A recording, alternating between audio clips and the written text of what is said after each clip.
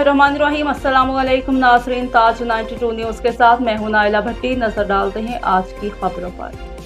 शेखुपुरा से हमारे divisional bureau chief Usama Tufail की रिपोर्ट के मुताबिक सूबाई वज़ीर कानून पंजाब खुर्रम शहजाद विर्क ने कहा है, तेज़ी से बढ़ती हुई शहरी आबादियों, फैक्ट्रियों से कसीर मिकदार में आलूदा पानी के अखराज और ज़रूरी मकासद के लिए इस्तेमाल होने वाली जरासीम कश अद्वियात के बायस होने वाली आबी आलूदगी आबी हयात पर बुरी तरह असरअंदाज हो रही है। दरियाओं और कुदरती आबी गुजरगाहों पर, बैराजों और उनके किनारों पर बंदों की तामीर से मछली की कुदरती आफसाइश गाहें तकरीबन मादूम हो गई हैं।